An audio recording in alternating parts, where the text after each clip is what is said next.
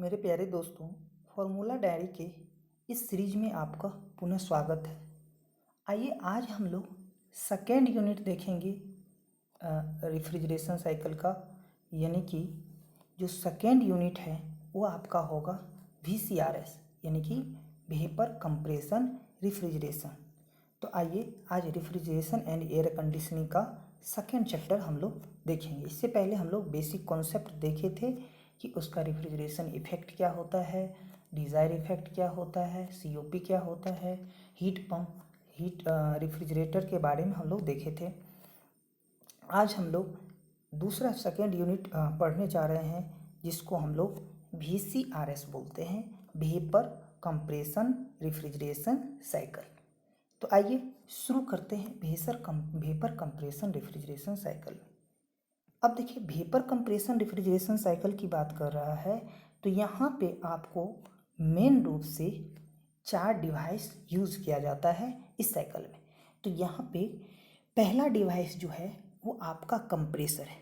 तो कंप्रेसर का काम होता है किसी भी फ्लूइड को कंप्रेस करके उसके प्रेशर और टेम्परेचर को इंक्रीज करना।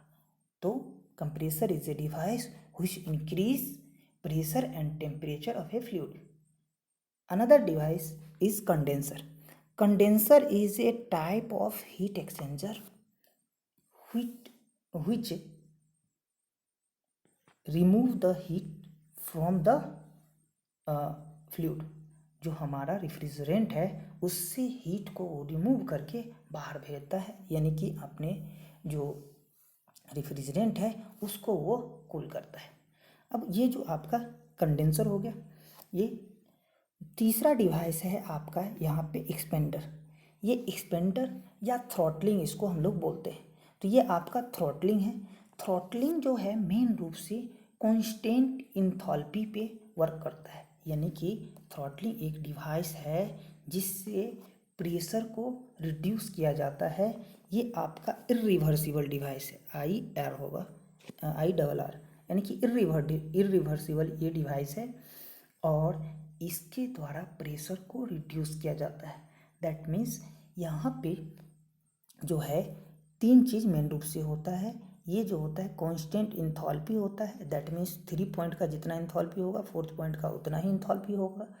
और उसके बाद इरिवर्सिबल एडियाबैटिक एक्सपेंशन करता है। रिवर्सिबल एडियाबैटिक नहीं करता है, इरिवर्सिबल करता है।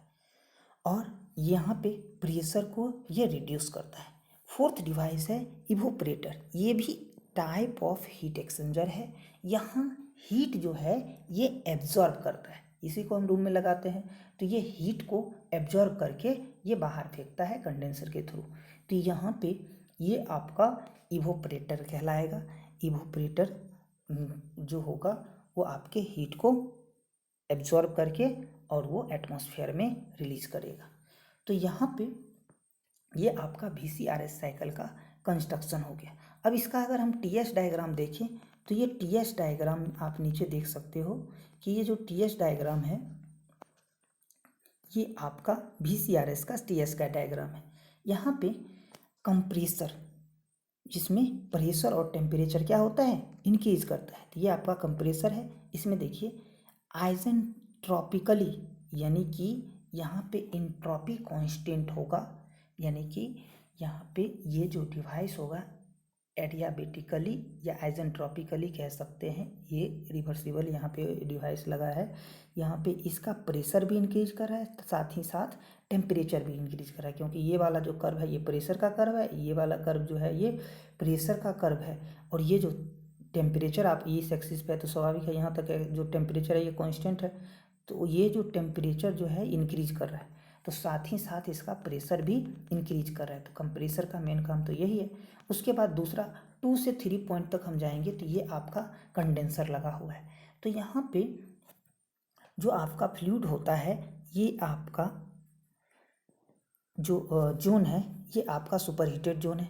तो यहाँ पे 2 से 3 कंडेंसर क्या करता है, जो आपका सुपर हीटेड वेपर होता है, सुपर हीटेड स्टीम होता है, उसको ये हीट से उसके हीट को रिमूव करता है और उसको लिक्विड में कन्वर्ट कर देता है। दैट मीन्स इस पॉइंट पे ये सेचुरेटेड लिक्विड हो जाता है। और पुनः यहाँ पे हम थ्रॉटलिंग लगाते हैं डिवाइस जो उस कांस्टेंट इंथैल्पी पे उसके प्रेशर को डिक्रीज करता है। ठीक है, तो ये आपका इसका टीएस डायग्राम हो गया। और जो फोर्थ पॉइंट पे आ जाते हैं, तो इवोपरेटर यहाँ से हीट एब्जॉर्ब करता है और पुनः ये जो आपका लिक्विड होता है, रेफ्रिजरेंट होता है, वो वेपर में कन्वर्ट होके यहाँ पॉइंट 1 पे सेचुरेटेड वेपर में आ जाता है। तो इस ढंग से ये हमारा टीएस डायग्राम होता है। अब देखिए कंप्रेसर जो होता है, इसमें आपका प्रेशर इंक्रीज कर रहा है, टेम्परेचर इंक्रीज कर रहा है, लेकिन इंट्रॉपी कांस्टेंट है। 2 से 3 में प्रेशर कांस्टेंट, क्योंकि ये जो कंडेंसर होता है वो कांस्टेंट प्रेशर पे वर्क करता है। कोई भी हीट एक्सचेंजर होगा वो कांस्टेंट प्रेशर पे वर्क करेगा। तीसरा है आपका इवोपरेटर। इवोपरेटर भी जो है आपका कांस्टेंट प्रेशर पे वर्क करेगा, लेकिन यहाँ पे क्या हो रहा है, ये कांस्टेंट इंथैल्पी पे वर्क करता है, जिसको हम लोग थ्रॉटलिंग बोलते हैं। अब यहाँ से सभी का हम लोग कैपेसिटी देखिए, तो कंप्रेसर जो कर रहा है ये वर्क इनपुट दे रहा है, तो वर्क इनपुट क्या होगा, इस पॉइंट का इंथैल्पी सबसे ज़्यादा होगा H2 और इस पॉइंट का इंथैल्पी H1 होगा।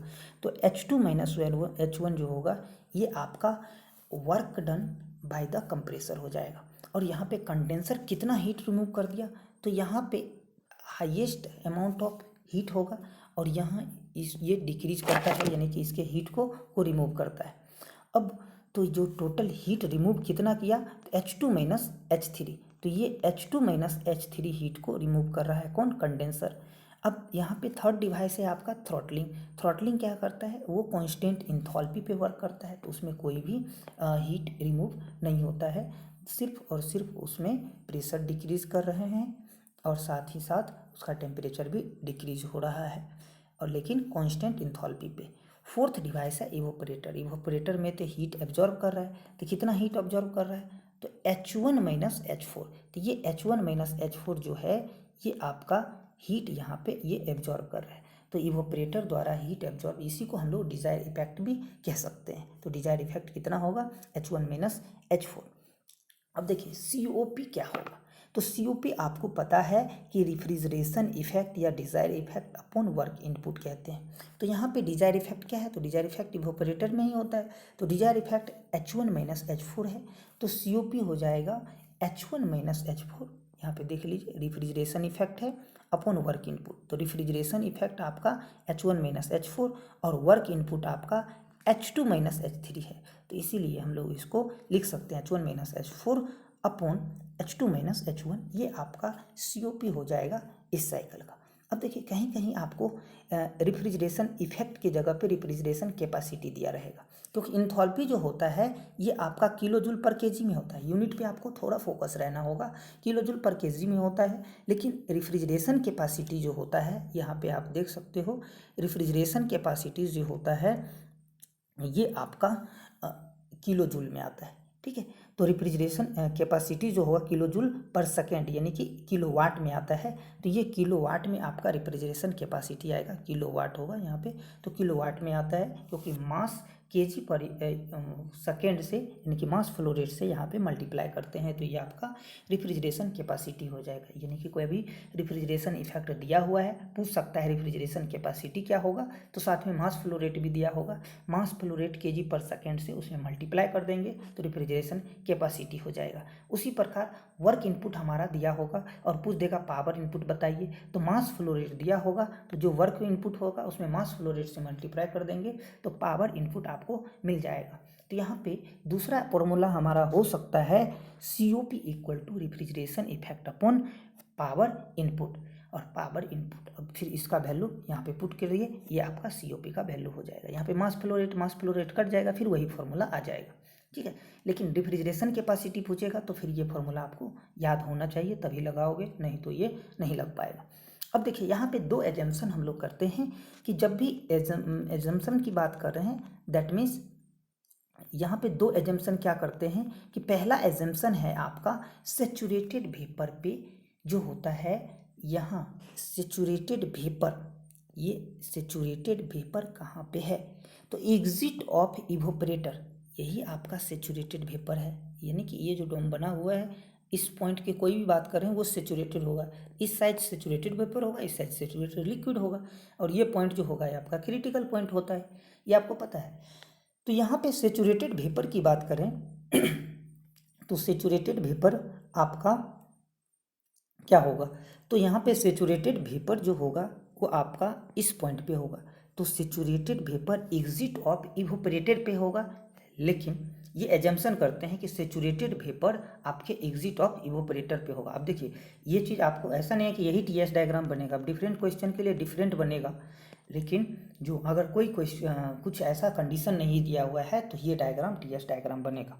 तो ये आपको ध्यान रखना है कि जैसा क्वेश्चन दिया होगा उस ढंग से हम लोग टीएस डायग्राम बनाएंगे, लेकिन मेन रूप से ये टीएस डायग्राम हम लोग बनाएंगे जब क्वेश्चन में कुछ ऐसा नहीं दिया होगा तब। अब सेचुरेटेड लिक्विड की बात करेंगे तो यहाँ पे देखिए सेचुरेटेड लिक्विड कहाँ पे बना रहा है, ये एग्जिट ऑफ कंडेंसर पे, तो एग्जिट ऑफ कंडेंसर पे हम लोग मानते हैं, ऐसा होता नहीं है, कुछ पहले कुछ बाद में भी हो सकता है, लेकिन हम लोग मान के चलते हैं कि सेचुरेटेड लिक्विड पे आपका एग्जिट जो होगा वो आपका सेचुरेटेड ये कंडेंसर के आउटलेट पे होगा, है ना, तो कंडेंसर के एग्जिट पे आपका ये चीज़ होगा।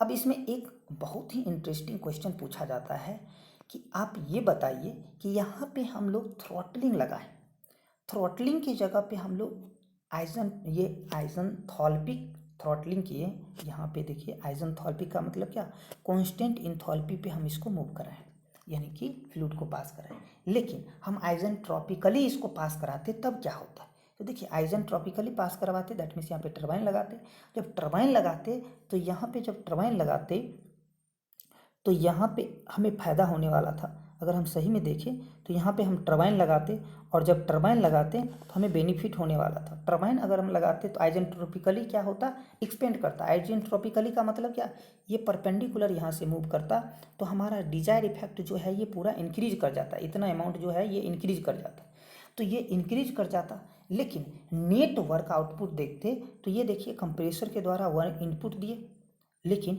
यहाँ पे एक्सपेंडर भी कुछ ना कुछ वर्क यहाँ पे लिया, तो दोनों का अगर हम इफेक्ट देखेंगे तो नेट वर्क इनपुट जो होता है वो घट जाता है।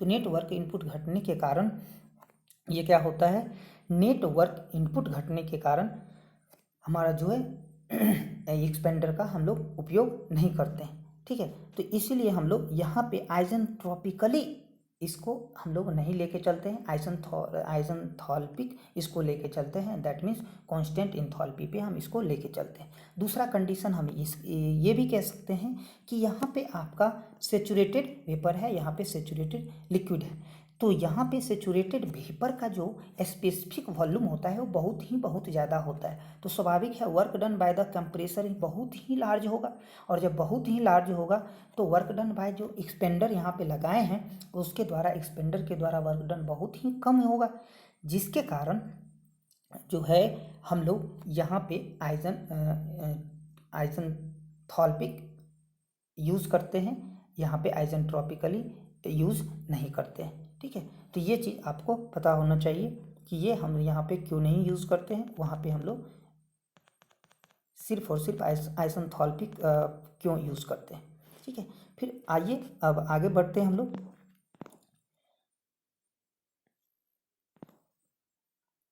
अब देखिए एंथैल्पी एंड इंट्रॉपी का कैलकुलेशन आज हम लोग देखेंगे। तो एंथैल्पी और इंट्रॉपी का अगर हम लोग कैलकुलेशन देखें तो इसमें क्या होगा, तो ये आपको पता है, ये आप थर्मोडायनामिक्स में भी पढ़े होंगे, फिर भी हम लोग इसको एक बार देख लेते हैं। अब देखिए यहाँ पे क्रिटिकल पॉइंट ये होता है, ये डोम जो बनता है इस साइड आपका सुपर हीटेड रीजन होता है, इस साइड आपका सब कूलिंग रीजन होता है, यानी कि लिक्विड वाला रीजन। अब ये डोम होता है, ये डोम का सेचुरेटेड पॉइंट होता है, यहाँ पे ये जो टॉप एंड होता है वो क्रिटिकल पॉइंट होता है। क्रिटिकल पॉइंट का डिग्री ऑफ फ्रीडम कभी भी कोई पूछे तो 0 होता है, ये आपको ध्यान रखना है।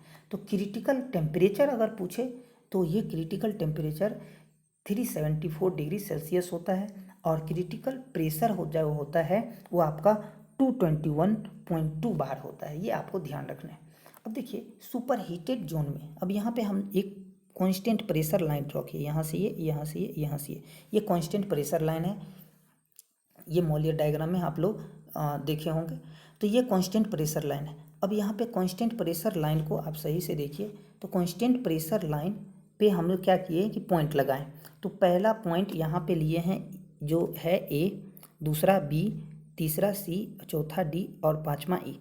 अब पांचों पॉइंट अलग अलग सिचुएशन में, देखिए ई पॉइंट जो है सुपर हीटेड जोन में है, डी पॉइंट जो है आपका सेचुरेटेड वेपर पे है, सी पॉइंट जो है ना तो सेचुरेटेड वेपर है ना सेचुरेटेड लिक्विड है, वो आपका बीच में है, जिसको हम लोग वेट रीजन बोलते हैं, तो ये वेट में है। और उसके बाद बी जो है सेचुरेटेड लिक्विड या सेचुरेटेड लिक्विड ही पॉइंट है। और उसके बाद जो लास्ट ए है ये आपका सबकूलिंग रीजन में है। तो सबका हमें इंथॉल्पी फाइंड आउट करना होगा, सभी पॉइंट का एंट्रोपी फाइंड आउट करना होगा। तो उसको हम लोग कैसे फाइंड आउट करते हैं, आइए हम लोग देखते हैं कि सबका इंथॉल्पी और सबका एंट्रोपी कैसे फाइंड आउट करेंगे। अब देखिए पॉइंट एक, यहाँ पे सबसे पहले बी की बात करते हैं। तो बी आपका क्या है, सेचुरेटेड पॉइंट है। तो यहाँ पे पॉइंट बी जो है वो आपका सेचुरेटेड पॉइंट है और सेचुरेटेड लिक्विड कह सकते हैं। तो सेचुरेटेड लिक्विड में इसका इंथॉल्पी डायरेक्ट आपके मोलियर डायग्राम में दिया रहता है, तो ये HF मान लेते हैं, ठीक है। और इसका इंट्रोपी का भी पूछे तो ये आपका HF हो जाएगा, यानी कि इंट्रोपी ऑफ फ्लूइड या इंट्रोपी ऑफ फ्लूइड कह सकते हैं, और यहाँ पे इंथॉल्पी ऑफ फ्लूइड कह सकते हैं।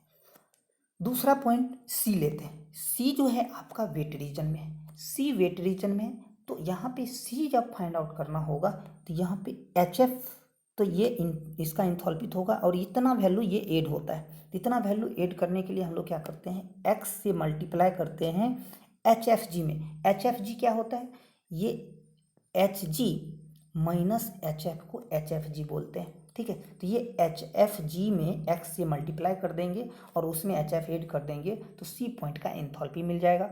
उसी प्रकार SF में यानी कि सब सेचुरेटेड लिक्विड वाले एंट्रोपी में आप x और SFG से मल्टीप्लाई कर देंगे और उसको ऐड कर देंगे तो ये आपका एंट्रोपी जो है सेकेंड पॉइंट का मिल जाएगा। इसको दूसरे ढंग से हम लोग अगर निकालना चाहें तब दूसरे ढंग से निकाल लें। तो हम मान लो कि इस पॉइंट का SFG नहीं दिया हुआ है, यानी कि ये सी पॉइंट का, तो कैसे निकलेगा। तो वहाँ का आपको मान लो कि SFG के जगह पे HFG दिया हुआ है, तो ये फॉर्मूला लगाएंगे SF plus x into HFG upon T होता है, HFG अपॉन टी होगा, ठीक है। तो ये टेम्परेचर और इंथॉल्पी दिया होगा तब भी हम लोग निकाल सकते हैं। उसके बाद पॉइंट आएगा ई जो है आपका किस जोन में है, तो सुपर हीटेड जोन में है। तो सुपर हीटेड जोन के लिए इंथॉल्पी अगर हम फाइंड आउट करेंगे तो HG, यानी कि HG किसका, डी पॉइंट का इंथॉल्पी, ये आपका HG होगा और ये डी पॉइंट का एंट्रोपी SG होगा, यानी कि आपका यहाँ पे गैस कह सकते हैं या सेचुरेटेड वेपर कह सकते हैं। तो यहाँ पे इसका एंथैल्पी और इसका एंट्रोपी आपका डायरेक्ट चार्ट से मिल जाएगा। अब HG का वैल्यू फाइंड आउट करना होगा ई पॉइंट पे। तो ई पॉइंट पे इंथैल्पी का वैल्यू क्या होगा, तो HG में ये वैल्यू ऐड कर दीजिए। तो HG में जब वो वैल्यू ऐड करेंगे तो HG में ये वैल्यू ऐड कर देंगे तो इसका इंथैल्पी आ जाएगा। तो HG plus CP of vapour plus into temperature of E point minus temperature of D point कर देंगे। तो और ये जो ऐड करने के बाद आपका ई पॉइंट का इंथैल्पी आ जाएगा। उसी प्रकार इंथैल्पी की जगह पर इंट्रोपी निकालना होगा तो SG में CP of vapour into LN, E base होगा यहाँ पे, TE यानी कि आपका ई पॉइंट का टेम्परेचर अपॉन TD कर देंगे तो ये आपका ई पॉइंट का क्या आ जाएगा, ई पॉइंट का इंट्रोपी आ जाए। उसी प्रकार ए पॉइंट का इंट्रोपी निकालना होगा। तब देखिए ए पॉइंट का इंट्रोपी आपको निकालना होगा। तो ए पॉइंट का इंट्रोपी निकालने के लिए आपको बी पॉइंट का इंट्रोपी पहले पता होना चाहिए। तो बी पॉइंट का इंट्रोपी तो डायरेक्ट चार्ट से मिल जाएगा। और बी पॉइंट के इंट्रोपी में ये वाला हीट जो यहाँ पे इंटर किया है, इस हीट को हम लोग अगर निकाल दें तो यहाँ से इस हीट को निकाल दें तो वो आपका क्या आ जाएगा, ए पॉइंट का इंट्रोपी। तो यहीं पे या इंथैल्पी जो भी कोई कहिए, तो HF में माइनस करना होगा क्योंकि यहाँ पे हीट जो है सब कूलिंग रीजन में जा रहे हैं, दैट मीन हीट को रिमूव करना चाह रहे हैं। तो ये आपका CP ऑफ लिक्विड होगा, ये ध्यान रखना है, CP ऑफ वेपर नहीं, CP ऑफ लिक्विड होगा। और फिर TB माइनस TA हो जाएगा। TB हायर टेम्परेचर है, माइनस लोअर टेम्परेचर कर देंगे और उसमें CP ऑफ लिक्विड से मल्टीप्लाई करके HF में से घटा देंगे तो आपका ए पॉइंट का इंथैल्पी आ जाएगा। नेक्स्ट HF निकालना होगा। तो यहाँ पे ए पॉइंट का, तो HF में यानी कि SF यानी कि आपका इंट्रॉपी की बात कर रहा है, तो इंट्रॉपी जो आपका बी पॉइंट का है उसमें से ये वाला इंट्रॉपी जो यहाँ पे हीट रिमूव कर रहा है जिसके कारण इंट्रॉपी जनरेट हो रहा है, तो वहाँ से इंट्रॉपी जो है वो कितना निकल रहा है, तो वो माइनस कर देंगे तो आपका आ जाएगा, तो CP of liquid into LN TB/TA कर देंगे, तो ये आपका इंट्रॉपी आ जाएगा ए पॉइंट का। तो इस ढंग से हम लोग किसी भी पॉइंट का इस डोम के अंदर, बाहर, सुपर हीटेड जोन में, सब कूलिंग जोन में हम लोग इंथैल्पी और इंट्रॉपी फाइंड आउट कर सकते हैं। ठीक है, अब आइए चलते हैं आगे। अब यहाँ पे हम लोग फाइंड आउट करते हैं वॉल्यूमेट्रिक एफिशिएंसी। अब पहले समझते हैं वॉल्यूमेट्रिक एफिशिएंसी क्या होता है। तो वॉल्यूमेट्रिक एफिशिएंसी जो अपना होता है वो वॉल्यूमेट्रिक एफिशिएंसी रेशियो होता है actual volume at entry of compressor upon total supply volume. अब जो टोटल सप्लाई वॉल्यूम का दे रहे हैं और एंट्री ऑफ कंप्रेसर पे जो एक्चुअल वॉल्यूम मिल रहा है, उस दोनों के रेशियो को हम लोग क्या बोलेंगे, वॉल्यूमेट्रिक एफिशिएंसी। अब ये ध्यान रखना है, यहाँ पे बहुत गलती होता है, कभी कभी कंप्रेसर, ये जो कंप्रेसर होता है उसके एग्जिट का वॉल्यूम दिया होता है तो अलग होगा, एंट्री का वॉल्यूम अलग होगा। तो यहाँ पे जो एंट्री पे आ रहा है वॉल्यूम उसकी बात कर रहे हैं, ना कि एग्जिट पे। तो एग्जिट पे एग्जामिनर एग्जिट पे दे देगा, आप एंट्री पे आपको लेना होगा, तो एग्जिट वाला अगर हम वॉल्यूम ले लें तो वो गलत हो जाएगा। तो ये आपका वॉल्यूमेट्रिक एफिशिएंसी हो जाएगा, एंट्री जो कंप्रेसर पे आ रहा है वॉल्यूम और एक्चुअल में जो सप्लाई कर रहे हैं उस दोनों के रेशियो को, सॉरी टोटल स्वेप्ट वॉल्यूम के रेशियो को, यानी कि एंट्री जो मिल रहा है वो और जो स्वेप्ट कर रहा है उस दोनों के रेशियो को हम लोग क्या बोलते हैं, वॉल्यूमेट्रिक एफिशिएंसी बोलते हैं। अब देखिए एंट्री कितना हो रहा है, तो मास फ्लो रेट जो है और जो स्पेसिफिक वॉल्यूम है उस दोनों को मल्टीप्लाई कर दीजिए, तो इस ढंग से आपका ये आपका एक्चुअल वॉल्यूम आ जाएगा। एक्चुअल वॉल्यूम जो होगा वो एंट्री ऑफ कंप्रेसर पे आ जाएगा। अब जो ही कंप्रेसर के अंदर जाएगा तो वो वॉल्यूम को शिफ्ट करेगा, तो कितना शिफ्ट किया, तो ये आपका π/4 d² इंटू L, ये आपका स्वेप्ट वॉल्यूम हो जाएगा। और यहाँ पे आप के जो होगा एक सिलेंडर, अगर ये सिलेंडर हो जाएगा और एक सिलेंडर हो जाएगा, अगर 2 सिलेंडर है 2 हो जाएगा, 3 है 3, यानी कि के जो होगा नंबर ऑफ सिलेंडर हो जाएगा। एन जो होगा वो आरपीएम में होगा कि अब वो कितना आरपीएम रोटेट कर रहा है, तो जितना आरपीएम रोटेट कर रहा है उसके अकॉर्डिंग वॉल्यूम जल्दी जल्दी भागेगा। तो दैट मीन्स यहाँ पे एन भी हम लोग ऐड करेंगे। तो इसका यूनिट आप मेन रूप से ध्यान रखोगे, ये आपका kg/सेकेंड, मीटर क्यूब पर सेकेंड, और ये आपका आरपीएम में होगा, ये भी मीटर में होगा और ये भी मीटर में होगा। लेकिन ये वॉल्यूम जो V1 ले रहे हैं ये इसका जो होगा एंट्री का वॉल्यूम होगा, ये आपको मेन रूप से ध्यान रखना है। ये पहला फार्मूला हो गया। दूसरा फार्मूला जो मेन रूप से पूछता है वो होता है कंप्रेशन रेशियो के टर्म में। तो यहाँ पे कंप्रेशन रेशियो जो होता है आपका, यहाँ पे कंप्रेशन रेशियो की बात कर रहा है, VC/VS की बात कर रहा है। यहाँ पे एक्सपेंशन रेशियो भी दिया हो सकता है, लेकिन हम लोग क्या लेंगे, कंप्रेशन रेशियो। इसके टर्म में अगर हम लोग देखें सी के टर्म में, तो ये होता है 1 + C - C into higher pressure upon lower pressure whole power 1/n। n जो होता है आपका एक्सपेंशन इंडेक्स होता है, ये ध्यान रखना है, ये एक्सपेंशन इंडेक्स होगा, कंप्रेशन इंडेक्स नहीं होगा। अगर कोई एक दिया हुआ है तो कोई दिक्कत नहीं, अगर दोनों दिया हुआ है तो ये ध्यान रखना है कि ये आपका एक्सपेंशन इंडेक्स होता है। तो ये चीज़ आपको ध्यान रखना है कि एक्सपेंशन इंडेक्स का यूज़ करेंगे अगर दोनों इंडेक्स दिया हुआ है, कंप्रेसर और एक्सपेंशन, तब तो यहाँ पे एक्सपेंशन इंडेक्स का उपयोग करेंगे। अब इसमें ये आपका प्रेशर का टर्म में हो गया कि higher pressure upon lower pressure का पावर 1/n हो जाएगा। इसी में अगर वॉल्यूम के टर्म में पूछेगा तो 1 + C - C इंटू V1/V2 होगा। ये V1/V2 ये किस फॉर्मूला से आएगा, तो हमें पता है कि P1 V1 के पावर n = P2 V2 के पावर n होता है। तो यहाँ से हम लोग फाइंड आउट करेंगे तो V1/V2 का जो होगा वो P2/P1 के पावर 1/n होगा। तो ये इसका वैल्यू अगर हम पुट कर दें तो यही V1/V2 हो जाएगा। तो ये आपका कंप्लीट वॉल्यूमेट्रिक एफिशिएंसी हो गया। Thank you. नेक्स्ट इसका जो पार्ट हम लोग अगले वीडियो में देखेंगे। Thank you. जय हिंद।